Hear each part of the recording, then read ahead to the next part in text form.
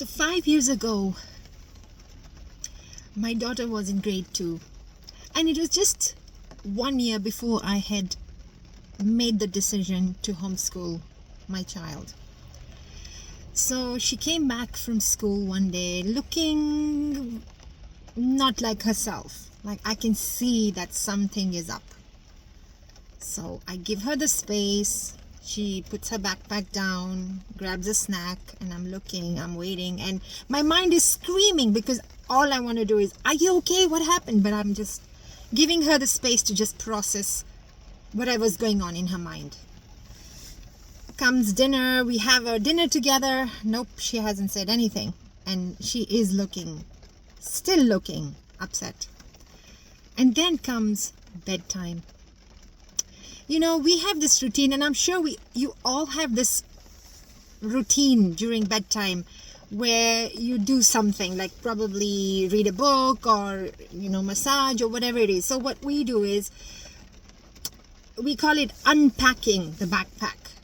So where my children talk about their day and just talk about it and let it out of their minds, out of their system, and then go to bed with an empty mind. So we are unpacking the bag, and then she starts, Mama. And I'm looking at her. I've been waiting for this moment. Mama. She looks really sad. Do you think that when I grow up, no one's going to hire me?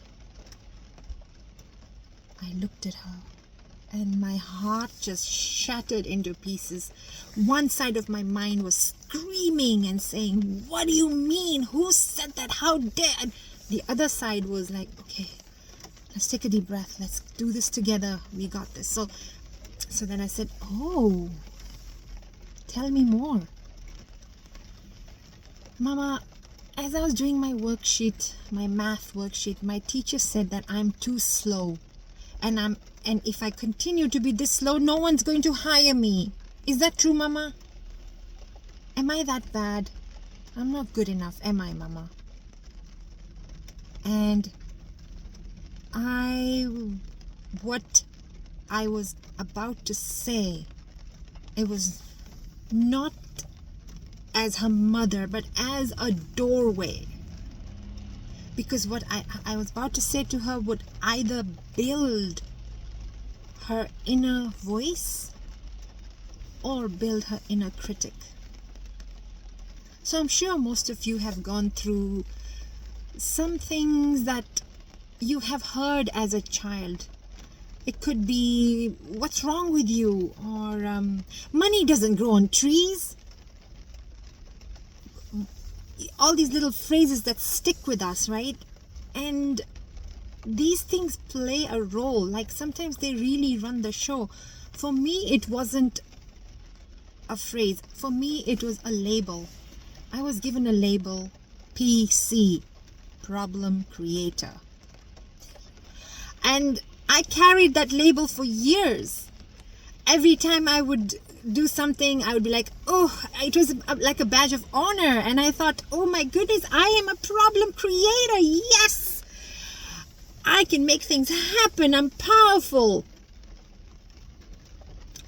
But it wasn't until a few years ago that I decided, and I said, no, I'm not a problem creator. I noticed that this label was showing up in everything I do, in the career, in my relationships, in my parenting.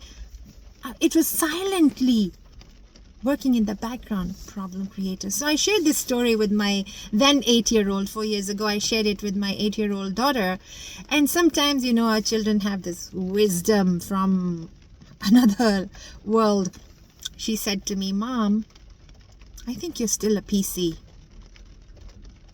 And I said, what? What do you mean? Mom, you just have to change the meaning, the word. Instead of problem creator, you're a people connector. So you're still a PC. And I was, yes, oh my goodness, I get to keep the PC. I was so happy then. And I said, okay, I get to keep the PC. I'm a people connector. So then I realized that this is not my story. This was a story that was given to me. So I decided to rewrite the story. I decided to change the meaning along with the help of my 8-year-old wise child. So when we become aware of this, then we can rewrite it. But how about if we speak with a lot more awareness and intentionality and mindfulness to children, then they don't have to rewrite their stories when they grow up. The words that we use can really, really shape that identity at a very young age. So the first 7 years, 0 to 7, is the years that the foundation of the child is built, where that's the foundation where they're going to believe, all the beliefs are created, all the experiences, all who they think they are, all that is created in the first 7 years. So how about if we become a little more aware and intentional and mindful when speaking to children, because every word that we say to them creates a belief in them. So remember that the words that you use with children today becomes the voice that lives inside of them for the rest of their life. Thank you.